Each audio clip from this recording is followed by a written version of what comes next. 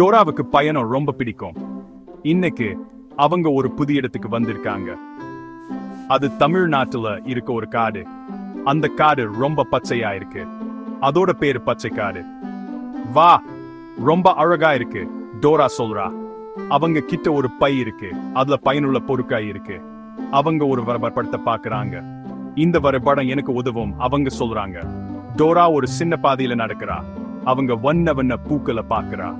அழகான பறவைகள் பாட சத்தம் கேக்குது. இந்த காடு மாயாஜாலம் நிறைஞ்சது அவங்க நினைக்கிறாங்க. டோரா ஒரு பையனை பாக்குறா. அவன் ஒரு கல்லு மேல உட்கார்ந்திருக்கான். அவன் குழல ஊதுறான். அந்த இசை அருமையா இருக்கு. ஹலோ டோரா, சூப்பிடா. நான் டோரா. உன் பேர் என்ன? அந்த பையன் சிரிக்கிறான். நான் மணி. அவன் சொல்றான், எங்க காட்டுக்கு வர வைக்கிறேன். மணிக்கு பாசமான கண்கள், அவன் அன்பான புன்னகை. நான் ஒரு விசேஷமான பொருளை தேடிட்டு இருக்கேன், டோரா சொல்லா. ஆனா எனக்கு வழி தெரியல. மணி அவளுக்கு ஒரு ஜூசி மாம்பழத்தை தட்டான். நான் உனக்கு உதவுறேன், அவன் சொல்றான்.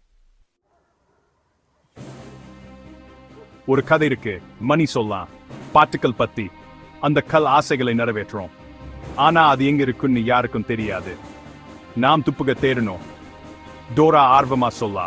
அவங்க கண்ணாடியே இருக்கிறாங்க. அந்த கல்லை பத்தின துப்புகளை தேடுறாங்க. மணி ஒரு சிப்த காட்டுறான். அது ஒரு பழைய தமிழ் எழுத்து. என் பாட்டி இது படிப்பாங்க, அவன் சொல்லா. அவங்களுக்கு பழைய கதைகள் எல்லாம் தெரியும்.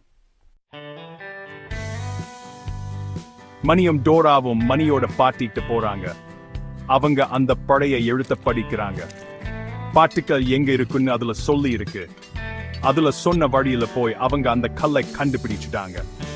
அந்த கல் பளபளக்குது. டோரா சந்தோஷப்படுறா.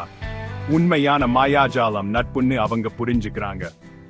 ஒருத்தருக்கு உதவி பண்றது ரொம்ப முக்கியம். அவங்க மணிக்கும் அவங்க பாட்டிக்கும் நன்றி சொல்ல. டோரா வாழ்க்கை முழுவதும் நட்பாக இருக்க ஒரு நண்பர் கிடைச்ச சந்தோஷத்தில் இருக்கா.